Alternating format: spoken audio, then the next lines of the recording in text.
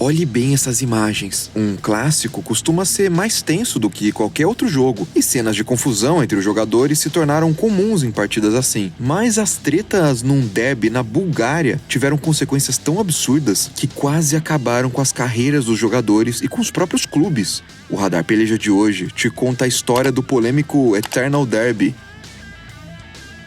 Com o fim da Segunda Guerra Mundial, a monarquia búlgara foi abolida e o país passou a fazer parte da União Soviética. Nessa nova organização política, o futebol ganhou um papel de representação muito importante na sociedade. O CSKA Sofia, conhecido como The Reds, foi fundado em 1948 e era visto como o clube do governo, porque era administrado pelo Ministério da Defesa da Bulgária e representava o exército dentro de campo. Já o Levski Sofia, conhecidos como The Blues, levava o nome de Vasil Levski, líder de um movimento revolucionário da libertação da Bulgária e considerado um herói nacional. Naquele contexto, o Levski era o clube do povo e representava a oposição. No final dos anos 60, o Levski se fundiu com o Spartak Sofia, o clube da polícia, e deu origem ao Levski Spartak. Esse novo clube passou a representar o Ministério dos Assuntos Internos e a rivalidade entre o CSKA e o Levski ficou ainda mais política, aumentando a tensão entre os dois ministérios.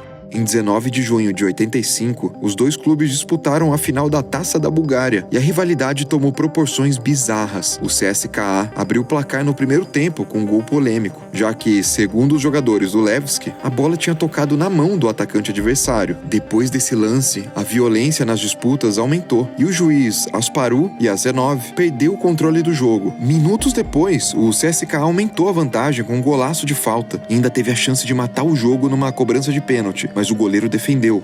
Os dois times continuaram com os ânimos exaltados e aos 28 do segundo tempo, o primeiro jogador do Levski foi expulso. 3 minutos depois, uma briga generalizada se formou, resultando numa expulsão para cada lado. Mesmo com um a menos, o Levski chegou a diminuir o placar com um pênalti, mas o título ficou com o CSKA, contrariando as previsões da época. Depois do apito final, o goleiro Mihailov do Levski atravessou o campo para reclamar e empurrou o árbitro, dando início a uma outra treta absurda que durou mais ou menos 10 minutos.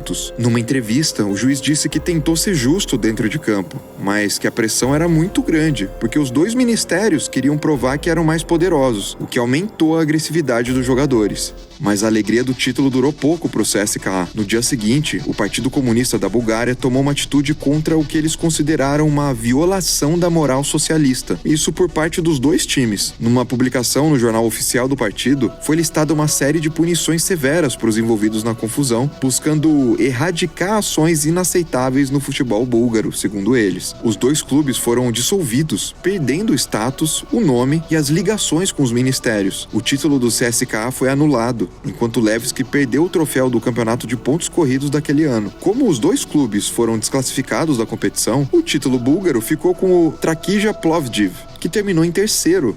Os dirigentes e treinadores dos dois clubes ainda foram demitidos, mas foram os jogadores que sofreram as piores punições. 4 jogadores do Levski, incluindo o atacante Stoichkov, foram banidos para sempre do futebol profissional e outros 4 jogadores receberam suspensões de 3 a 12 meses. Para alguns torcedores e integrantes do Levski, as punições foram exageradas e fizeram parte de uma conspiração do Estado para acabar com o clube da oposição. Mas como o CSKA também foi punido de uma forma severa, muita gente não acreditou na teoria. Preocupados com a Copa do Mundo de 86 e com o possível vexame da seleção, já que boa parte do elenco nacional era formado por jogadores dos dois clubes, a Federação Búlgara não demorou para voltar atrás em relação aos banimentos e diminuiu as punições. Quando a nova administração do Partido Socialista assumiu, a Bulgária também devolveu oficialmente os títulos e os nomes dos dois clubes. E lembra do Stoichkov, um dos jogadores que tinham sido punidos com o banimento no futebol? Anos depois, ele foi um dos grandes responsáveis por levar a Bulgária para uma improvável semifinal da Copa de 94 e fez história ao ser o artilheiro daquele Mundial.